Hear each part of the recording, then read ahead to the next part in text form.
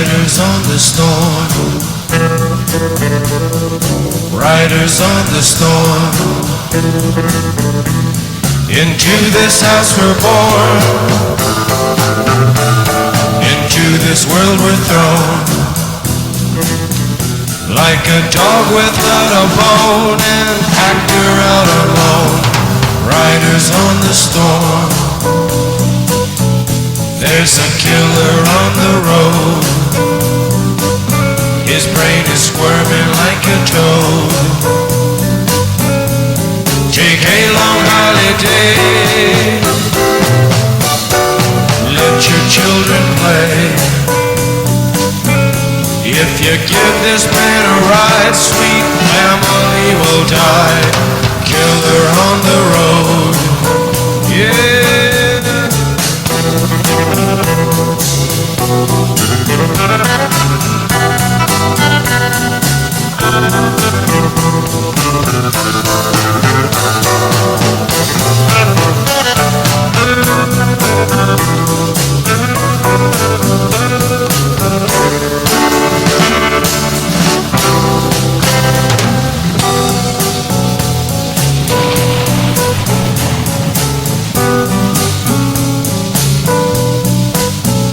Girl, you gotta love your man.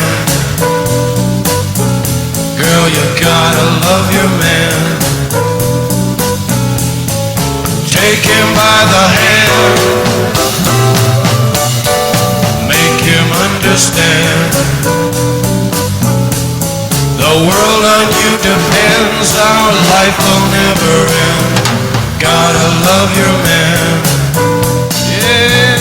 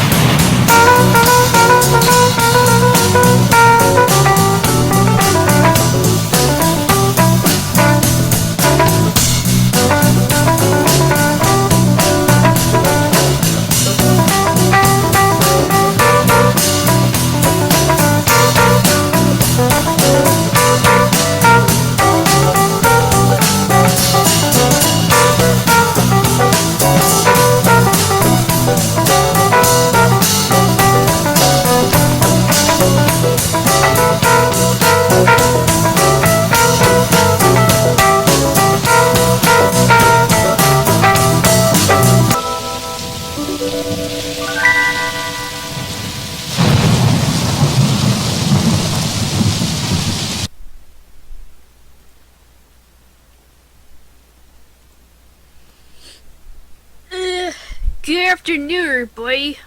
Enid's girl here. Ugh. Yeah, I'm hunkered down in my room. It's windy and rainy outside. Like, really bad.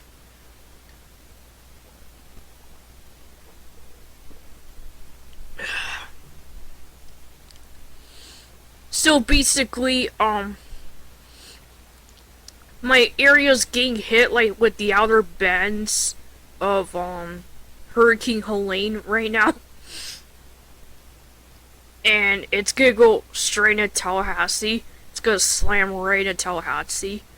And then it's gonna right in land, which is where my stepbrother lives, and I'm really nervous about that. I'm scared it's gonna cause a lot of damage, so I'm like a bundle of nerves right now. So yeah, and there's a good possibility that I'm probably not gonna go to dance class today, especially considering how bad the weather is. Ugh. Which is fine by me, I don't really feel like going anyways. Yeah, so. Oh, Lord.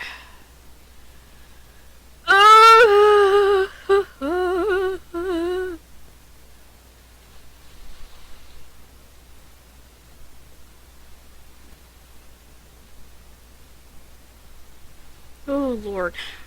Alright, so I figured that while we're here,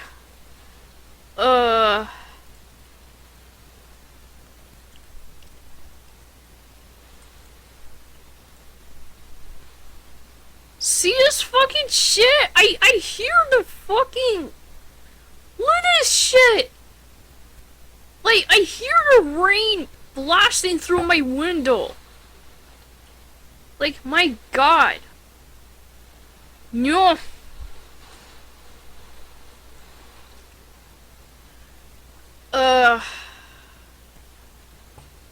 Anyways, also, actually, I wanted to mention something, last couple days, I've been downloading a whole bunch of poses for Sims 4 mods, CSA pose mods for Sims 4, and, I decided to redo the book covers for the first 4 episodes of the Team Legacy series. Team Legacy Original Saga. And, yeah, because the models I made, they're pretty bad. They were ugly looking. I don't like them at all, so, let's see.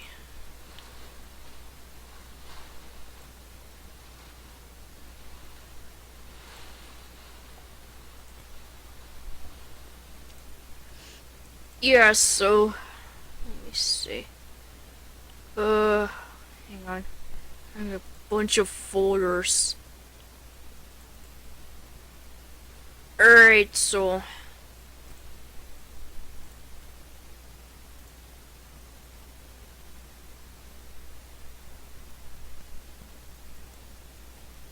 So, yeah, oh, god damn it. Sorry about that, stupid fucking. God, I love this shit. Anyways, yeah, so this is the, this is actually the updated book cover I made for episode 1. It looks really good. I like how it came out.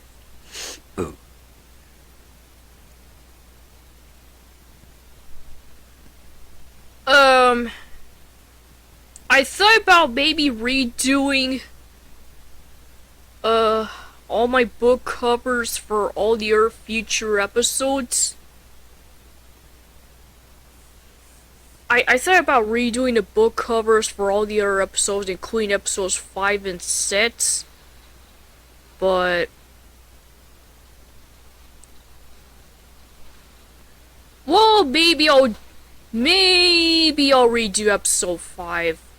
Maybe I'll redo the episode 5 book cover. Maybe, I don't know. But I don't know. Yeah, I don't think so. Cause I done a whole bunch of fucking book covers for like, oh lord, episode. I've done a whole bunch of book covers all the way up to episode 17, and it's a lot. So unless I just like copy and paste, you know, a whole bunch of poses. Which I could probably do. Just copy and paste, insert the pose I want onto the canvas, remove the background, and then I like copy and paste whatever pose I want, and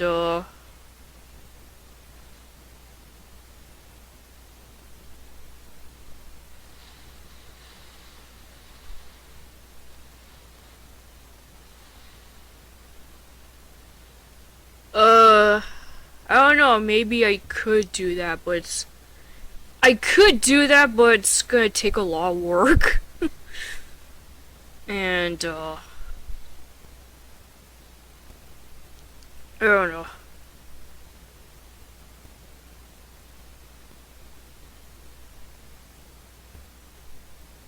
And,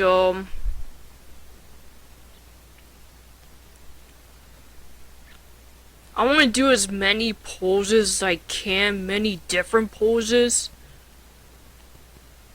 I don't want to do the same fucking pose for like every book cover. I want to switch it up as much as I can.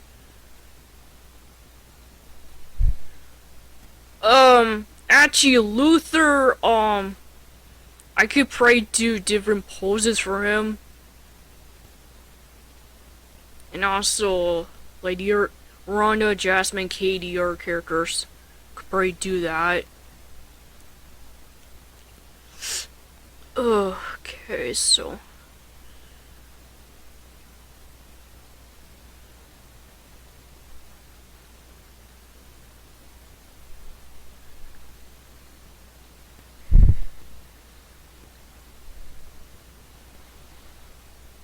I mean, I wish I had found out about the Sims poses thing before I started doing the book covers for the episodes, but. Because I feel like the book cover would have look a lot better.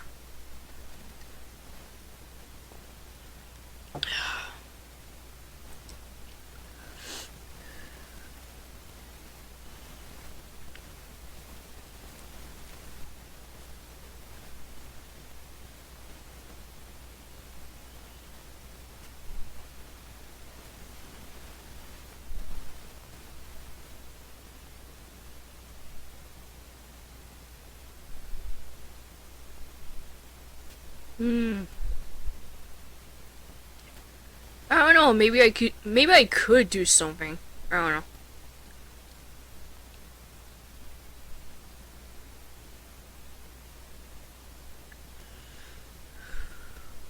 Maybe I could do something.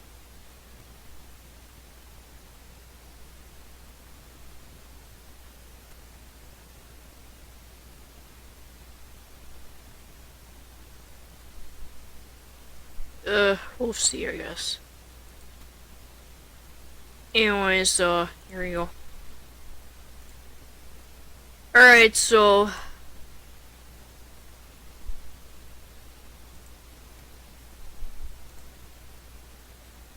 Okay, so. Next one I want to show is, the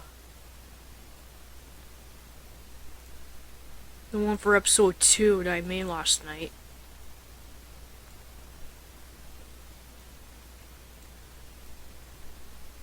Okay. See, I can increase it as much as I can. Alright, so, yeah, this is the one for episode 2. I love how this came out, especially with Katie and Galmon on her back, shoulder, whatever. It looks pretty good. I like it. Came out a lot better. Looks really, really good. So.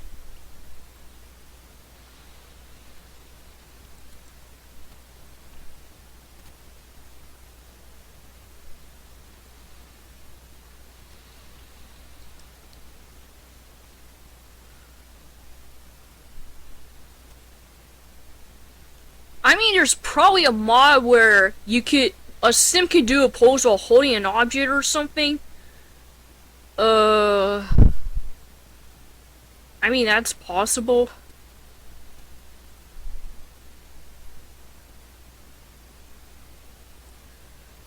Yes, cause I want to do like really cool poses with the main characters.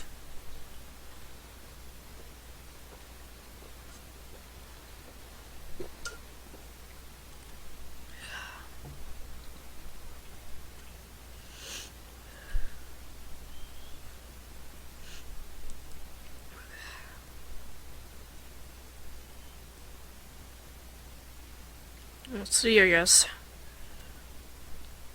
Alright. Okay.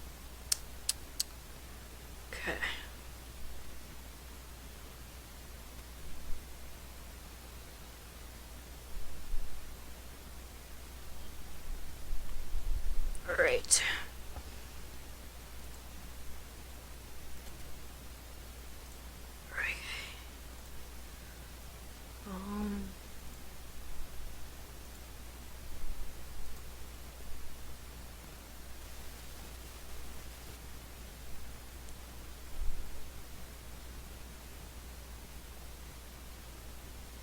Let's see. Where the hell did I... Here we go. Alright. So... This is the update book cover for episode 3. Look at that, it looks really good. Look at this shit. Looks a lot better, doesn't it? So yeah.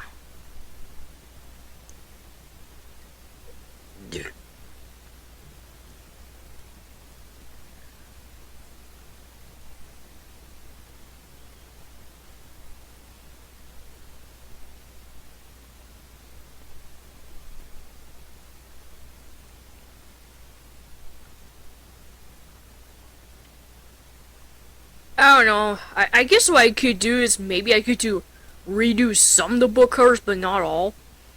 Depending on the context.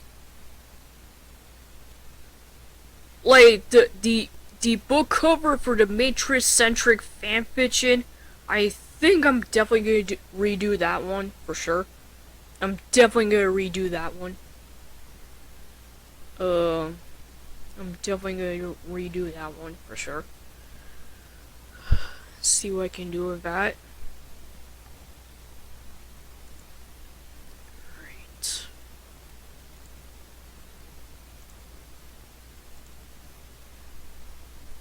I mean, like I said, like the buns.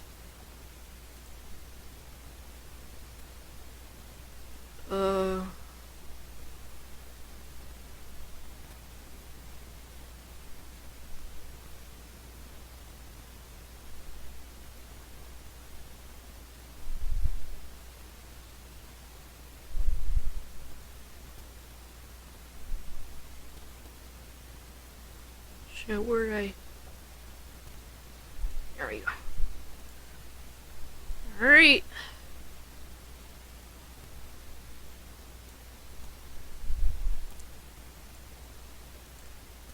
Here you go. See how much better it looks? Looks a lot better. I like this cover. It looks really good. I like it. Looks a lot better. Looks so much better.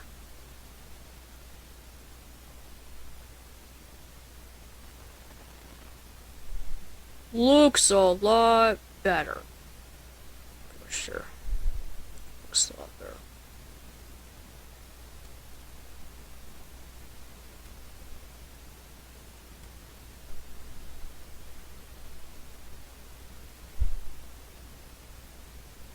Looks a lot better for sure. Definitely. Okay. So yeah. That's basically what I'm gonna do, and I do polls from now on when I do book covers. So yeah, alright.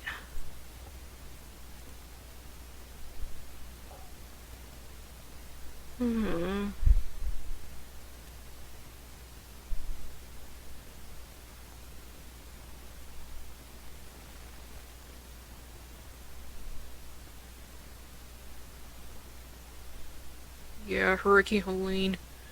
I don't like this shit.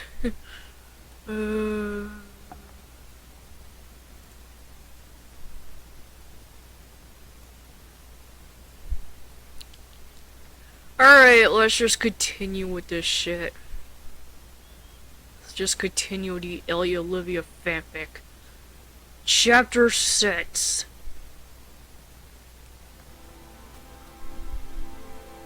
Well, that was subtle. Don't start with me, Finn. You know, if you're gonna keep this up, you're gonna have to get a hell of a lot better at it, Liv.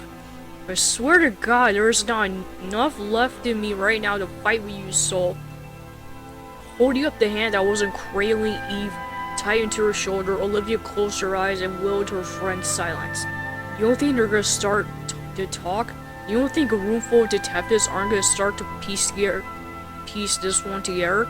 There were truths that she already knew, but once made no easier for the telling as Finn Tutuola paced back and forth in front of the wall Olivia was perched on outside of the precinct. She gasped, staring up at him and shaking her head desperately. I just couldn't breathe. I didn't know he was back at work, and then there he was. I had to get out there fast. Yeah, and you was stealth about it too. It's hard to make a graceful exit with a giant diaper bag, a baby, and a belly full of raw stitches.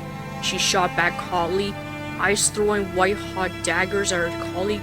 And you're being a real son of a bitch today. You know that, right? You know I'm on your side. Yeah, Olivia swallowed, shifting Eve onto her other shoulder and wincing as stitches, back, muscles, and heart all ached in harmony. Hey, hand her over. Holding out bear-like paws, Finn leaned down, his leather jacket creaking as he wrapped his fingers around Eve's tiny torso, hoisted her up onto his chest. There we go, baby beautiful. That's better, isn't it? I can't do this, Finn. Sure you can, came a quick reply as Finn danced from one foot to the other and patted Eve's diaper repetitively until she settled in his arms. But it don't mean you should. Will you cover for me? Tell him I got sick or something? She asked, pushing the bigger questions into the back of her mind for fear of losing her grip entirely. Of course I will. I meant what I said. Rearranging Eve's cardigan, pulling faces at her, Finn cautioned. You picked the wrong audience to try to keep a secret from. What are you doing? She asked, entirely distracted from the gravity of his worry by the way he was poking lightly at Eve's nose with his comparatively giant index finger. I just love babies' noses, the way they just squish like a little bud mushroom. Okay, you're officially scaring the crap out of me, but weirdly, blissfully relieved that her newborn was quiet, contented, and in someone else's tender care for a while. Olivia laughed with a soft sigh. She seems cool with it, so who am I to interfere? We're bonding, came the toothy grin from Finn, as his eyes sparkled down the infant, whose gray-green saucer stared back up at him mesmerized. Aren't we mushroom nose? I don't know what to do, Finn. I can't answer that one for you, Liv. You gotta decide what happens next. Am I right your ass for doing what I think is messed up and wrong? We have my word. You have my word, me and his friend's eyes. No, Finn his head vowed. No one will hear the truth from me, not even Elliot. You're right in this one. I'm just a passenger. Finn, I don't know what I have done without you the past 9 months. Hauling herself up from the bench, Olivia leaped into Finn's arms, exhaled saucily as he enveloped her, both her and Eve in his protective grip. You're the best freaking passenger anyone could have. So what was weird back there with Benson? I don't understand what's taking him so long. She's awake, she's an adult. Pacing back and forth in the hospital reception area, Detective Elliot Steeper's gray-green eyes ricocheting around the room. We should be in that room. Did you two part on bad terms or don't? Okay, Rollins, we're not friends. We don't need to do this. We're just two detectives working a case together, and we're partners. I'm your partner now, Stabler. And then saying that which was blindingly obvious, but deserved verbalizing Rollins' eye, whether you like it or not. Where the hell's that damn doctor? Slamming a fist of right hand upon his left. Elliot pivoted on his foot and turned away from a dazzled Detective Rollins. I don't know, but one thing's for damn sure. You're not going anywhere near that fine girl in the state you're in right now. You wanna go walk off below that blind rig you're toying around with you there, buddy? I'm fine. The hell you are, Rollins shot back, willing to tolerate living a shadow of the past to a point refusing to let it imitate her. Standing on the ground, squaring her shoulders to her partner, she braced her hands against her hips, stared unblinkingly up at him. I know this kid, I know what she went through with her mother, and I think I understand at least a little where she's coming from. So go grab a coffee, take a walk, let the doctors finish up with her, treading carefully where her place as the rookie Rollins nod, and then come back and get her to tell us what heck's name happened in that hotel room. I like change, no kidding. Huh. With a single guttural laugh, Stabler nodded in defeat. However hard he may have tried to hold her at arm's length, there was something naive and unassuming about Amanda Rollins.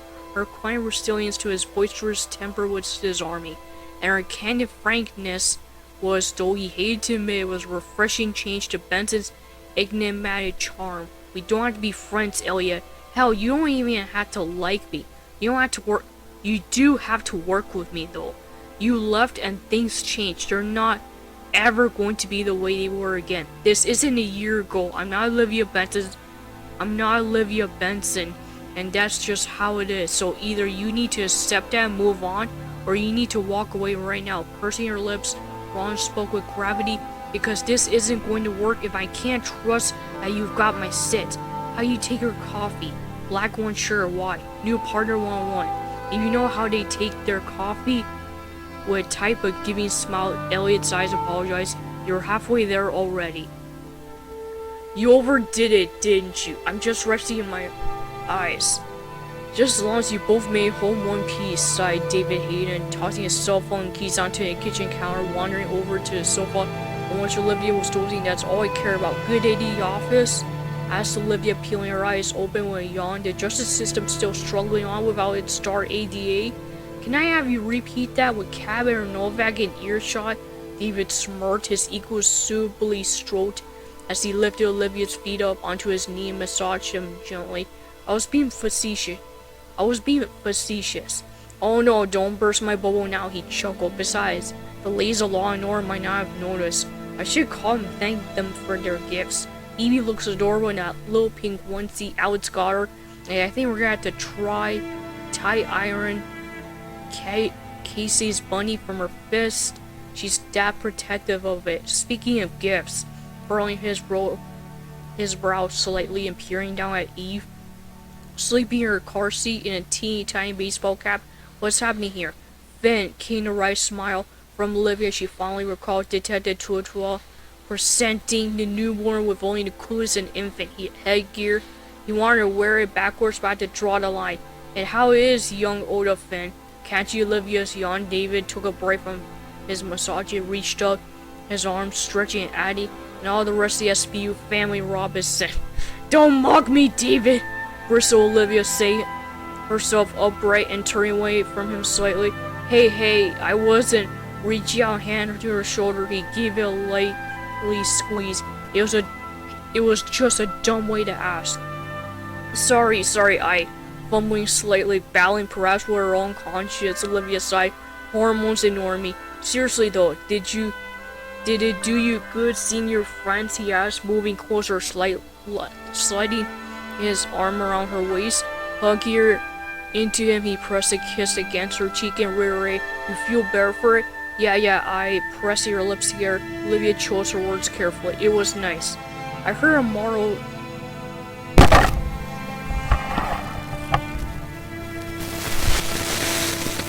Oops, sorry. I actually knocked away my microphone. Oops. I heard about Morrow's wife. Maria, is it? The guy must be going through hell. Was there any news? They're flying him out to Germany to meet her at a military hospital out there. Apparently she's critical but stable enough to move, so that's gotta be a good thing. I guess a while with you on leave and tomorrow in Europe. Leaned forward, stroking Eve's face, estimating casual observation. David eyed.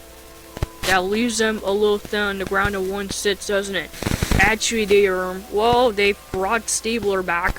It was as if she had lit a touch paper, and all left to do was to watch it crackle, fizzle, and on hitting the gunpowder of David's brain detonate.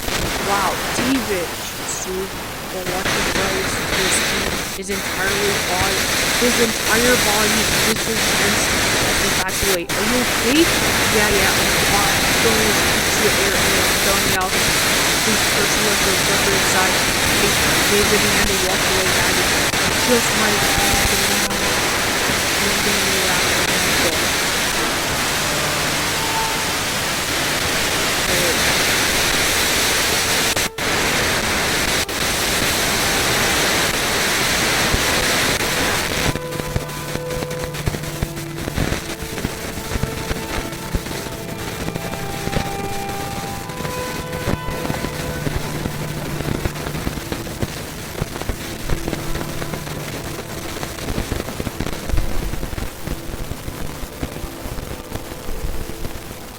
Alright, I think I'm gonna read a couple of chapters and that's basically it. I'm not gonna do the whole shit. Chapter 7.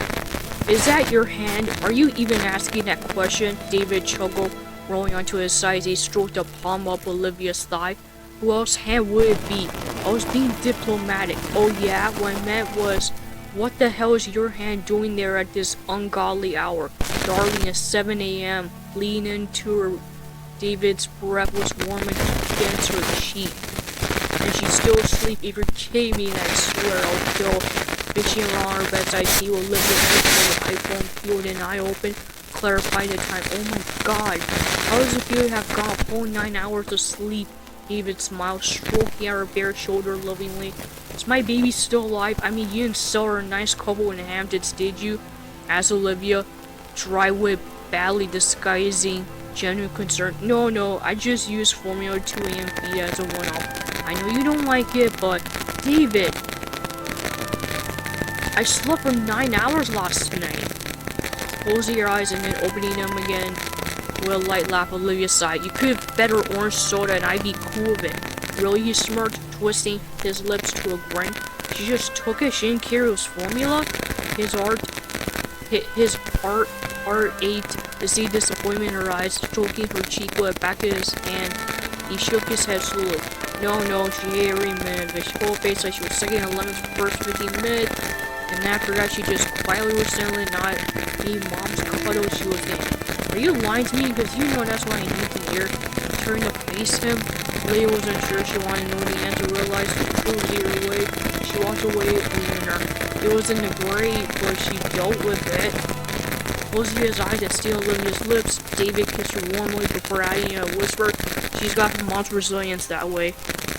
Thank you, I mean it. I'm so exhausted, and kissing him again, Olivia nodded. Well, just thank you. It's what I'm here for, David replied simply. Then after a few moments of comfortable quiet, he ventured. So I've been thinking about how it's my weekend with kids coming up. I was going to take them to the zoo. That sounds really great. Only I was hoping. Chewing a little on his lower lip, David hesitated before adding that maybe I could bring Eve with us. Oh, I don't know, David said upright, tucking the sheet around herself. Olivia swallowed nervously. I'm not sure she's ready for that. She isn't, or you aren't. What's that supposed to mean? Sensing everything intimidated in his tone, Olivia furrowed her brow defensively. Why the face? They're my kids, Olivia. I know that then. I lived my entire childhood on the wrong side of a closed door, on the outside looking in at the light I could have had. Have you honestly thought about what this is going to look like for Evie? It's going to look like a blonde suit, said David, appreciating the violence. Do you really think your kids are just going to get on board with Daddy's new family? With this baby coming in and invading their turf, stealing away another chunk of your time from them? I mean, they're not territorial costs, but I guess I didn't look at it like, I don't want my baby going in that situation with your family until I say so.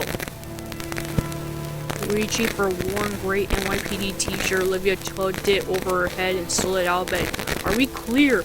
Wow, Olivia, can you hear yourself? Your baby, my family? You want to throw up a few more walls while you're on a roll there?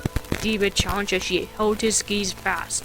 Evie isn't going to the zoo. That's non-negotiable. Are we in a fight? Are you walking on me? No, Olivia gasped, sighing, and she shook her head.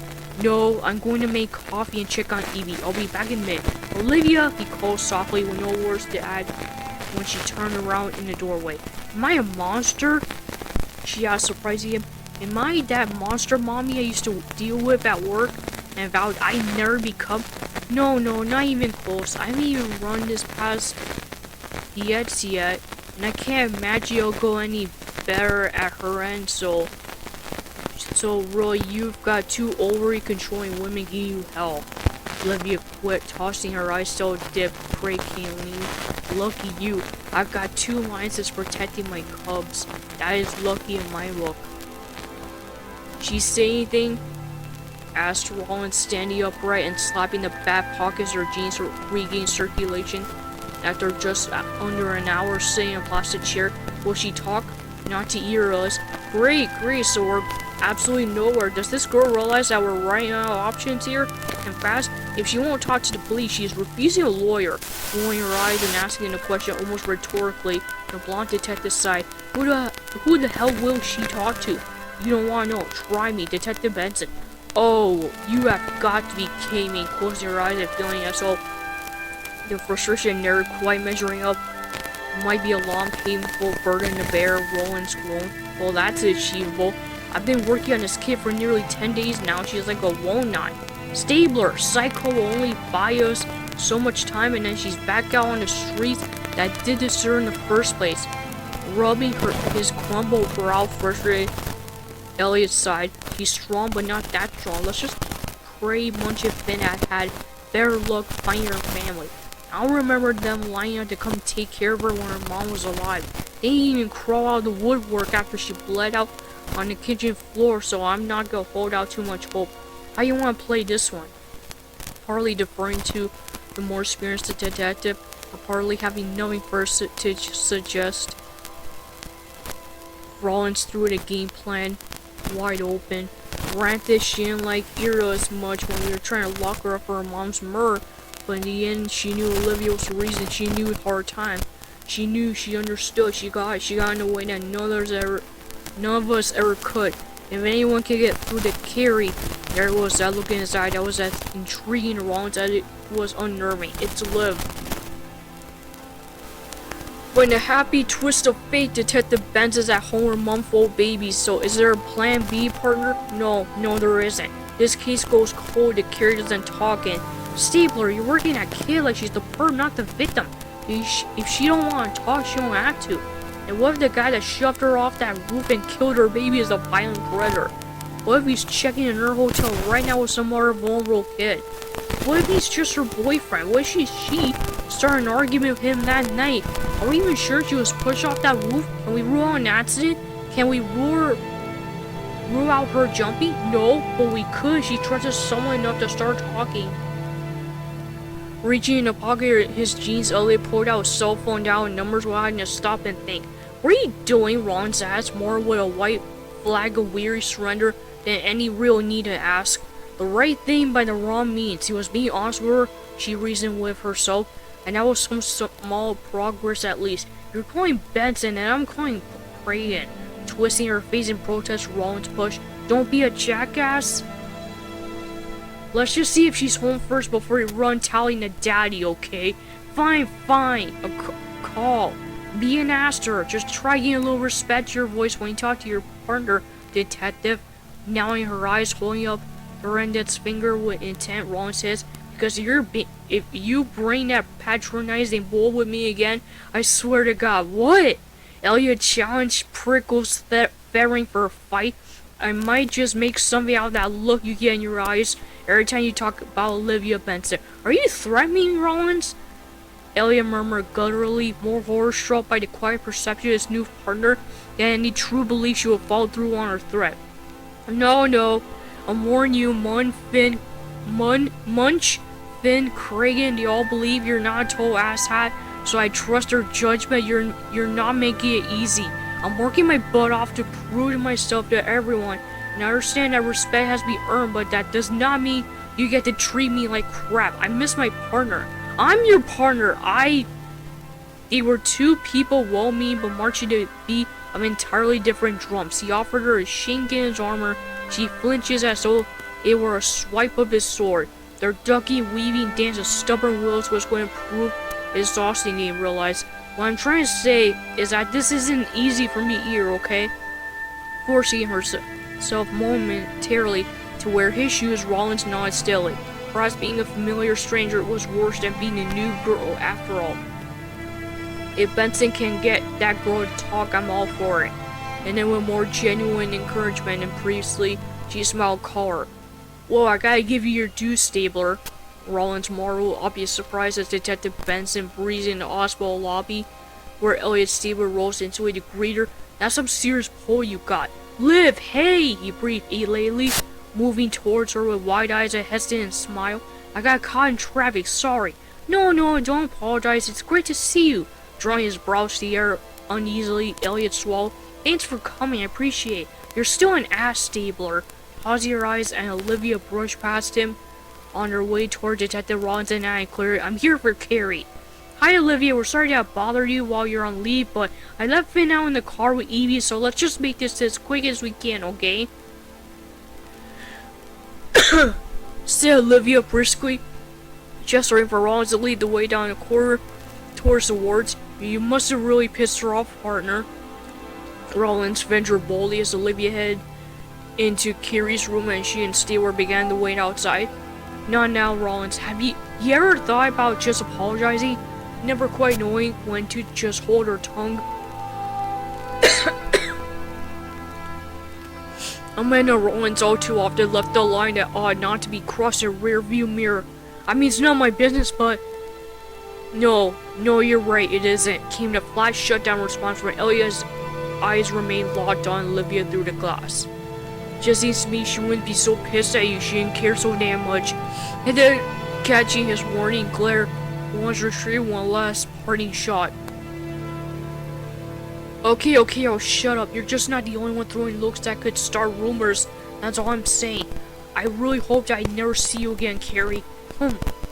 Came to disgruntled snore from the bed as Carrie Ulrich sat arms folded, quietly seething at the whole row of everything in it.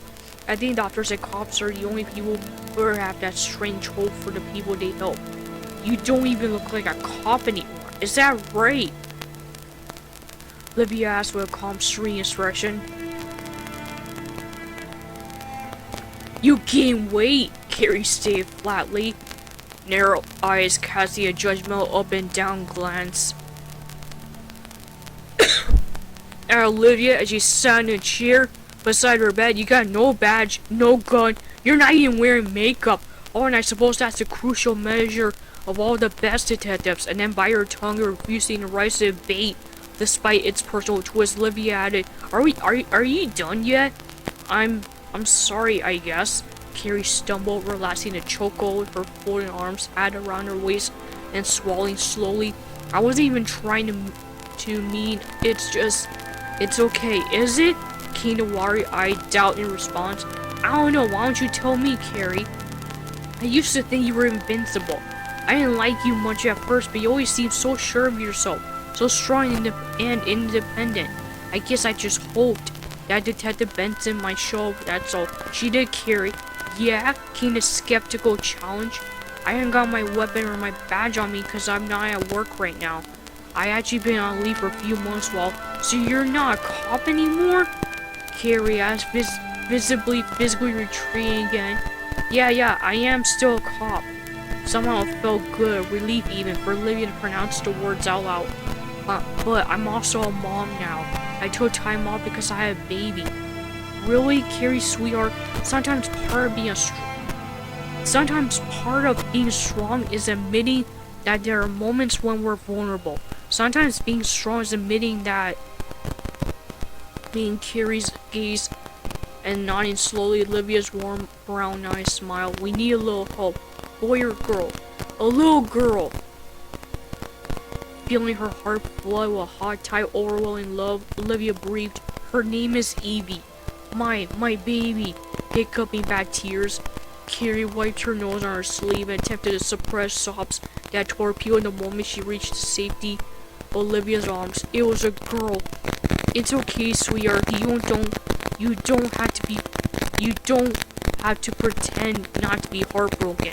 Curling the trembling muddle of confusion raw pain into her arms, Olivia rubbed Carrie's back soothingly and murmured, It's okay to let hurt like hell for a while. I've got you, Olivia. Sniffling staunchly while later Carrie peeled her head. When the detective's shoulders stare upward, watering red eyes. What is this, sweet?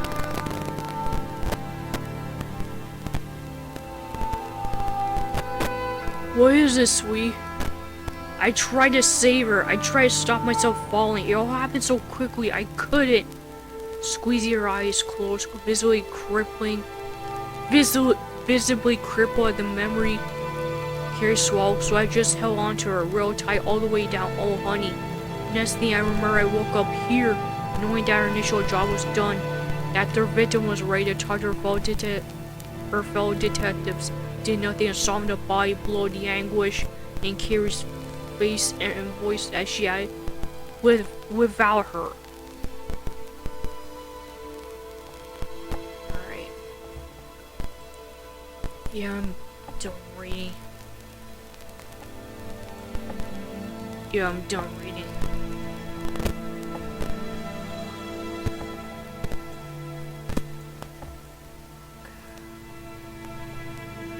Alright. Alright, I'll be right back. I'm gonna get another drink.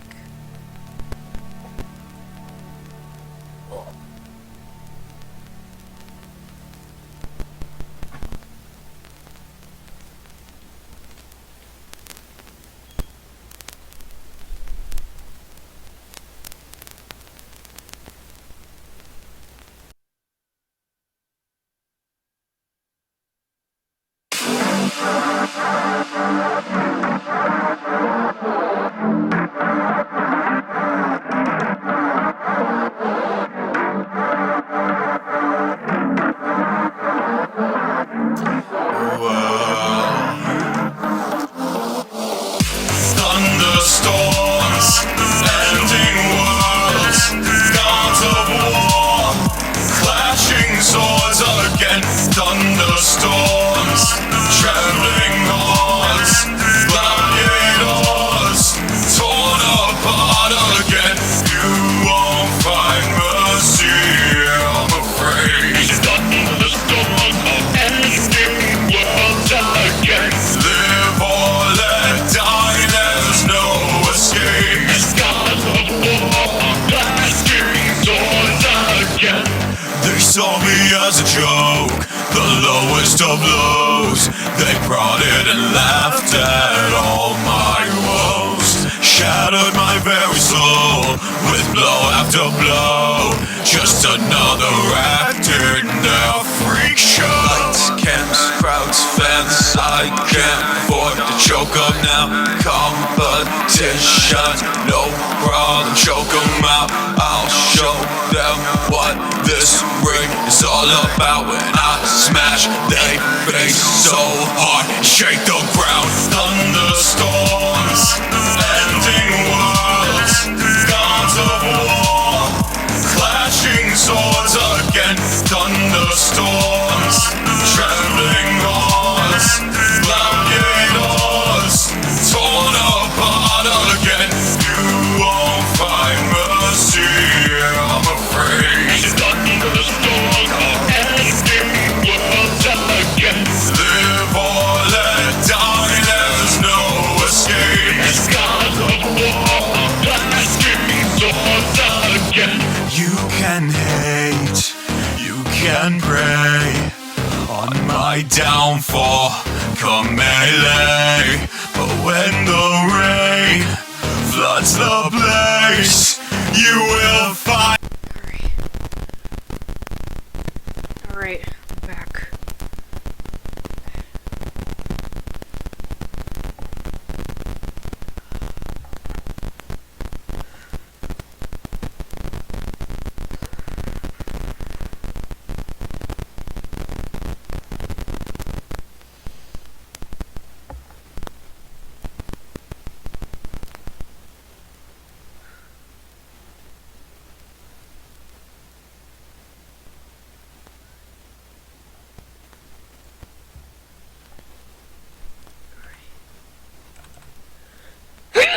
Oh, excuse me.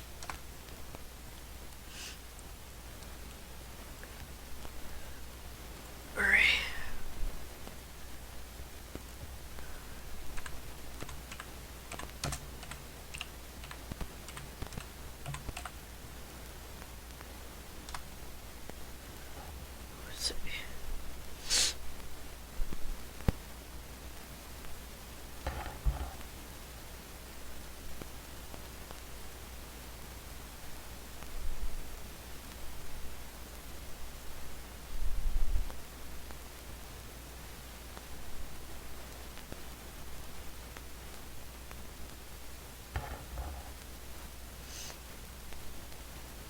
looks like... Yeah, apparently, Tito Jackson, he was hospitalized for a mental emergency prior to his death.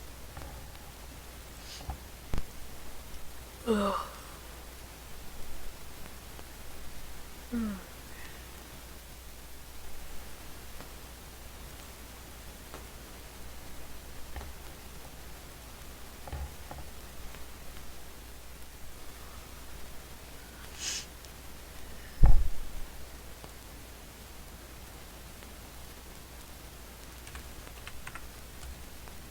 Fine, let's get into Diddy shit.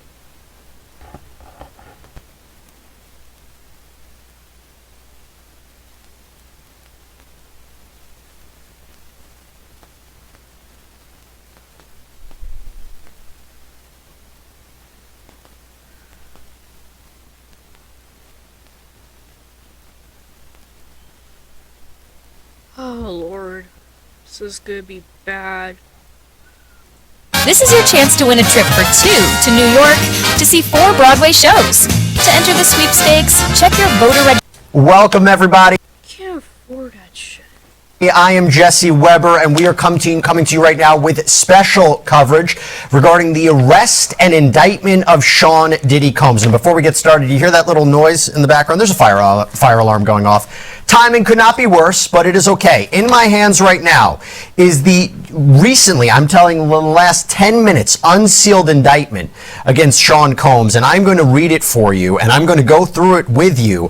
I am breaking this down in real time. I haven't had a lot of time to really look at this. I'll give you my initial impressions, but remember, the music mogul, artist, producer, he's been arrested out in New York City. Reporting indicates that he was taken into custody last night by federal authorities at the Park Hyatt Hotel. This apparently comes after a grand jury has indicted him, which is not surprising. This is not something that we didn't expect. There was reporting for months that the 54-year-old would be the target of a criminal investigation, and this comes after his homes in Los Angeles and Miami were raided back in March. Now, he has been hit with numerous lawsuits alleging sexual assault, sex trafficking, illegal narcotics possession, gun possession. Now, to be clear, we didn't know what the charges would be. We guessed.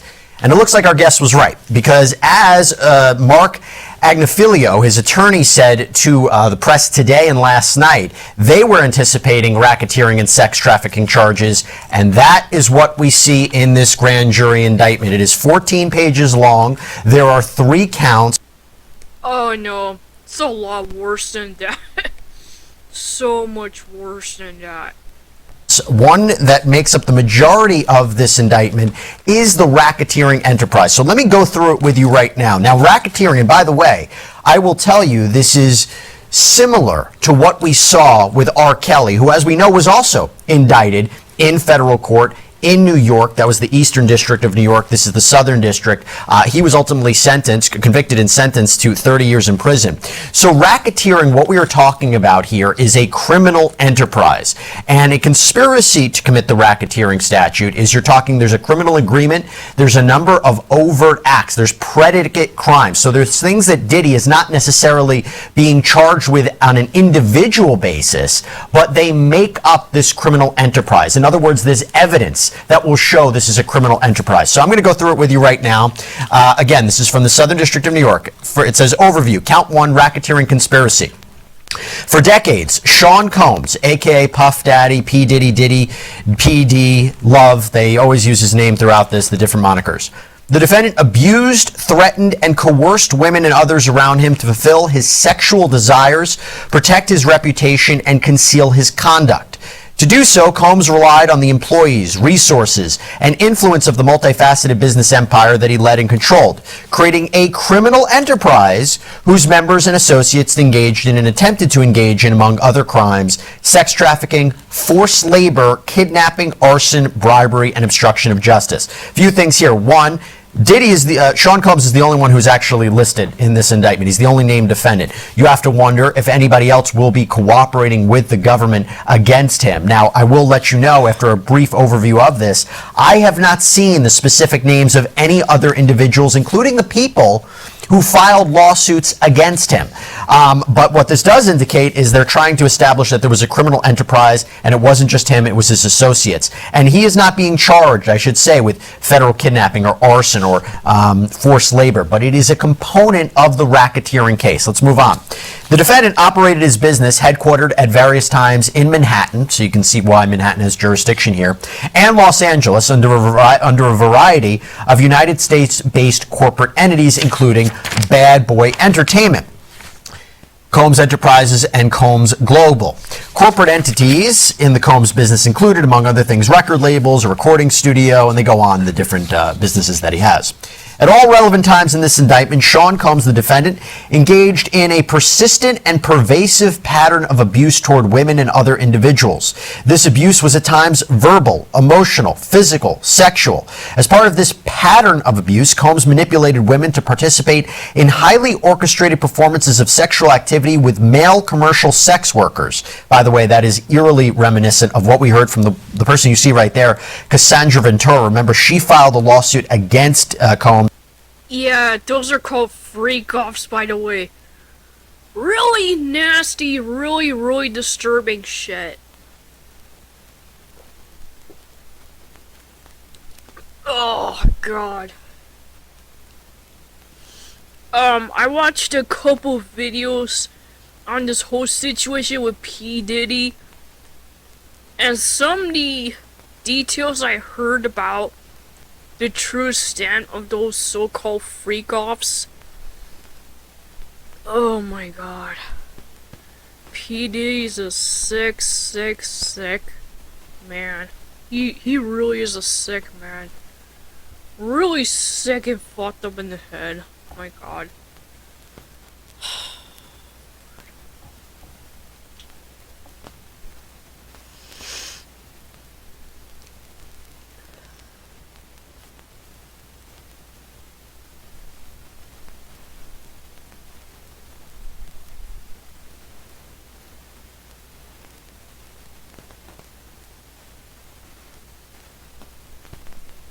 Ugh, it was so gross.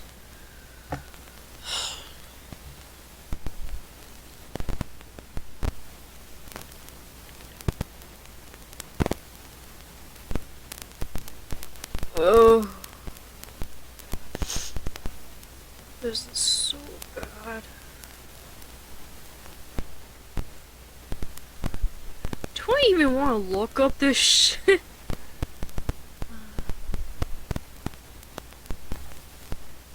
So apparently Ashton Kutcher, he's Disney himself from like P. Diddy.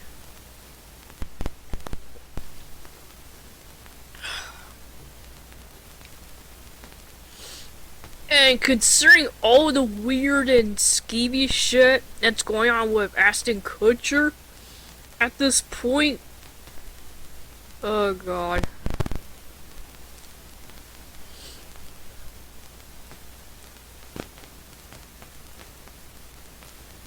You know what was the one name that I heard in these documents that I was kind of like taken back to hear? Like Cuba Gooding Jr.'s involved in this shit. Like, Cuba Gooding Jr. is also involved in this fucking shit. And, I don't know,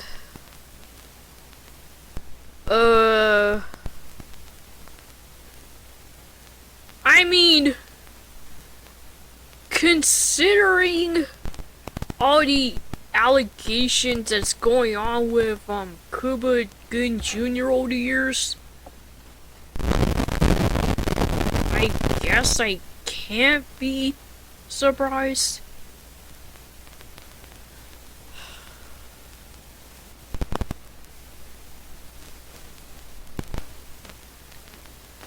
I don't know. I'm not really surprised.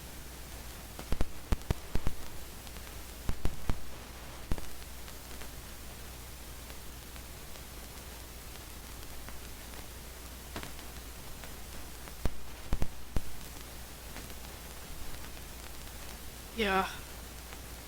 Can't say I'm surprised.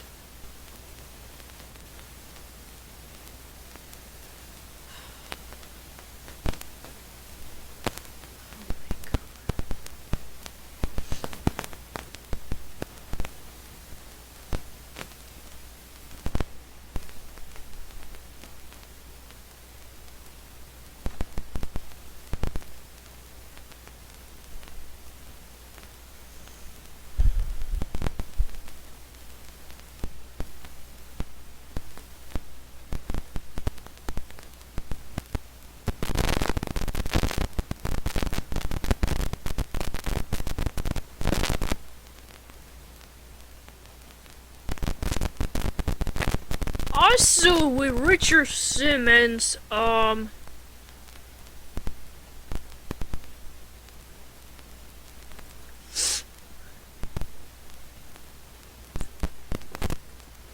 I find really weird is that, like, he slips and falls in his bathroom, and he's not found for like several hours? Like, he's just left lying there? He's just left lying there for so hours. Like, nobody asks what's going on with him. Not even his housekeeper? Like, his housekeeper, of all people, doesn't wonder what's going on with him? Like, there's some weird shit going on.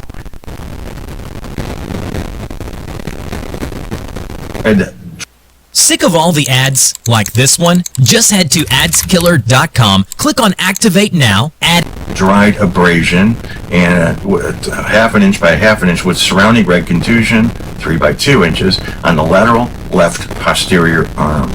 Brown abrasion on the left elbow. Pink contusion, 5 bilateral renal cortical cysts. Injury, internal examination, cardiovascular system, respiratory system. These are all the tests that were to be done at 8:43 a.m. on July 14th. Prior postmortem procedures, radiology reviewed, yes. CT scans, organ tissue donation, no. Mortuary preparation, no. So he was taken to the medical examiner and no organs were donated, and he wasn't embalmed. External examination, appropriately developed, Caucasian, male, 144 pounds, 67 inches. Extremities well developed. Skin, other skin findings, see evidence of traumatic injury. Scars, description, there's a linear scar on his right knee. No tattoos, short hair, facial hair, unshaven. I wonder how long his beard was. Hair color gray, eye color brown. Ears unremarkable, nose unremarkable, oral cavity, dentition description, natural teeth in fair repair. Normal neck, normal chest, normal abdomen, unremarkable back, external genitalia, male, evidence of medical intervention, none. So there weren't any life-saving measures performed. It was obvious that he was dead when they found him. Livor mortis, blanches with pressure, so you were able to push on it and see a color change. Push on his skin. Usual posterior altered. No decomposition. Internal organs well preserved. Evidence of traumatic injury. Okay, so this was the order which the injuries are described is for descriptive purposes only and is not intended to imply the sequence of injuries. All medical examiner diagrams are not intended to be facsimiles, nor are they drawn to scale. Blunt traumatic injuries. There are multiple abrasions and contusions on the body. There's a contusion on his head, on his right forehead, a red abrasion on his posterior scalp. On his torso, a pink contusion on the lower chest. Upper extremities, pink contusion on the posterior right arm. Purple contusion on the posterior right arm. Red contusion on his right dorsal hand. Scattered small pink abrasions and contusions on his right dorsal hand. Dark red dried abrasion and half an inch by half an inch with surrounding red contusion, 3 by 2 inches, on the lateral left posterior arm. Brown abrasion on the left elbow. Pink contusion, 5 inches by 2 3/4 inches on the medial left posterior arm. Scattered pink contusions on left dorsal hand. There are a lot of bruises. A lot of bruises. Yeah. A lot of fucking bruises. Which is why there's something really skeevy about this whole situation. Like, what the fuck? Alright, this is the incident report right here.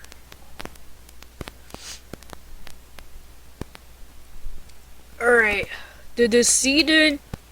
This is the incident report. Milton Tegan Simmons, decedent's name. Oh, is that his birth name? Oh, I guess it is. The decedent is a 76-year-old Caucasian male who was found down in his residence by his friend / caretaker. According to the reported information on July 13, 2024 at approximately 9:30, the decedent was found unresponsive on the floor of his bedroom by his caretaker. She called 911 and attempted CPR. Paramedics from Los Angeles Fire Department Rescue Ambulance 58 officers from Los Angeles Police Department Hollywood Division responded. Death was determined the same day at 9:45 by paramedic Valdez without further reported medical intervention. The decedent was observed in supine position on the floor adjacent to his bed. Lividity blanched with heart pressure and rigor mortis was present. So, he had to have been dead for at least an hour or two prior to that. Dehydrated was seen to his mouth. A brownish fluid was seen emanating from the decedent's mouth. Sorry, I kind of lost my place for a minute there.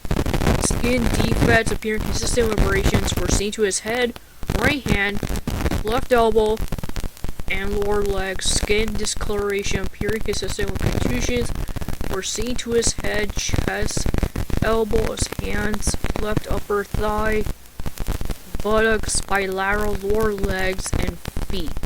No signs of obvious significant trauma were observed. A brown dry substance was seen to the decedent's bedding, the bathroom floor, and to the side of the toilet.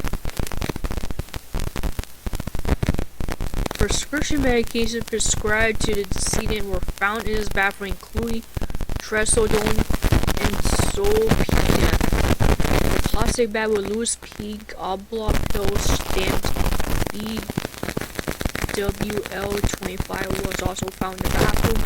The deceased had no known significant medical issues other than his gastrointestinal problems. He has no history of known alcohol, tobacco, nor drug use. The decedent was a vegetarian. Late in the evening on July 11, 2024, the decedent reportedly had an episode of dizziness after using the bathroom and collapsed on the floor. It is unknown if the decedent struck his head. He probably did, judging by the abrasion on his fucking head. He probably did. He was unable to get up, spent several hours on the floor until he was found by his caretaker on July 12, 2024 at approximately 9:30.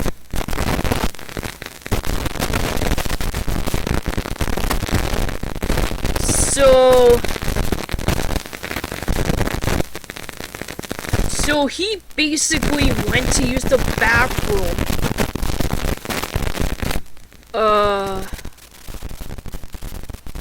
And he had some sort of dizzy spell. He collapsed on the floor. And he was basically left lying there on the bathroom floor for several hours, and Nobody went to check in on him? Really?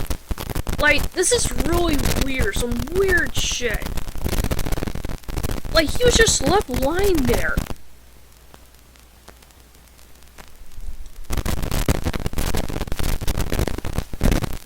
Like, did she assume he went to bed or something? His caretaker and housekeeper helped the deceased get into bed. He was alert, responsive at the time, but had difficulty with mobility. He refused to seek medical care because he wanted to spend his birthday at home. Agreed to seek medical care following morning. He spent the day in bed, was visited by a secretary who stated that his speech seemed slurred. The deceased caretaker stayed with him until approximately 2200 hours, often taking medication when asleep. He was Fire department rescue ambulance and officers from the with abrasions were seen to his head, right hand, left elbow, and lower legs. Skin discoloration appearing. Okay, also, Richard did tell his housekeeper to check in on him at 9:30 instead of like 8 o'clock like she usually does, like a half hour earlier, later.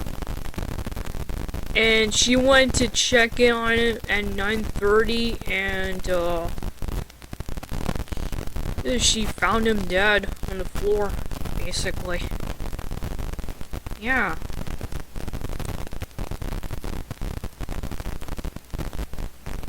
Like, I get it, it sucks to spend your birthday in the hospital.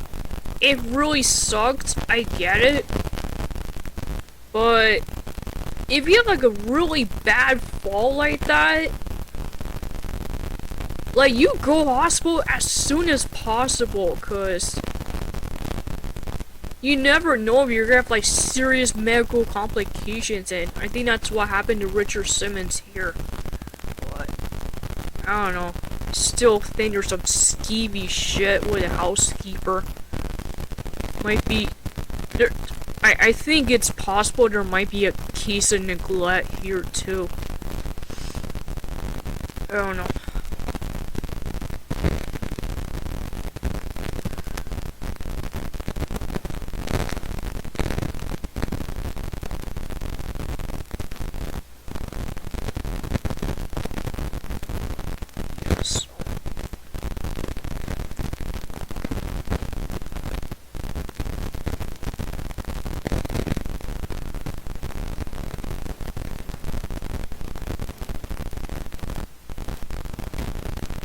Awesome! Hurricane Helene live cam.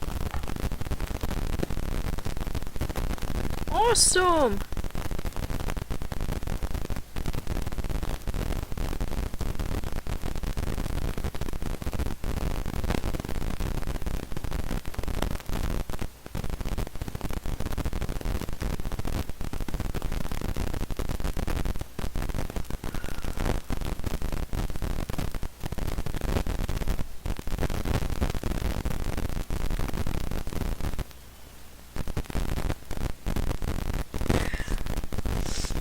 Oh god.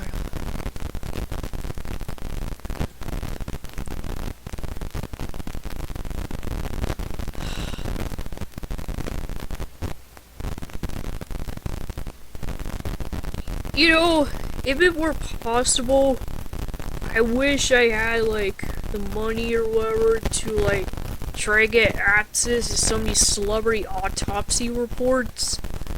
So maybe I can read them out loud and see what the hell is going on. Like, that'll be very interesting. If that were at all possible. Unless, maybe.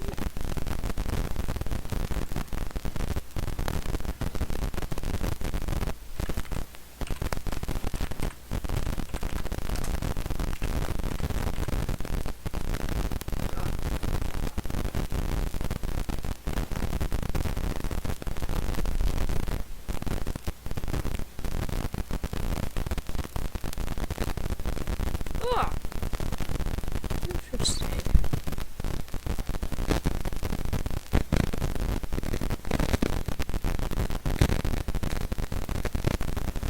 Oh, shit.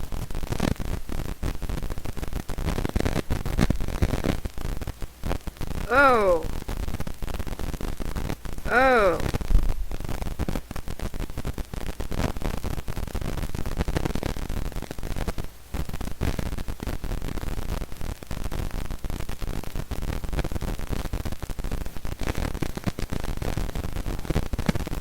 Oh! Huh. Interesting.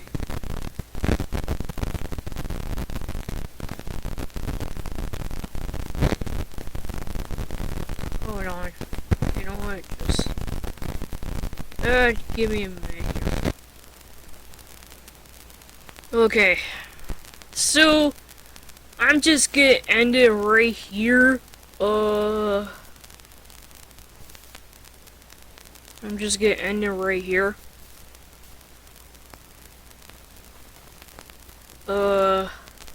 If you like this video, subscribe. This is Phoenix Girl signing off, and I'll see you in the next one. Bye.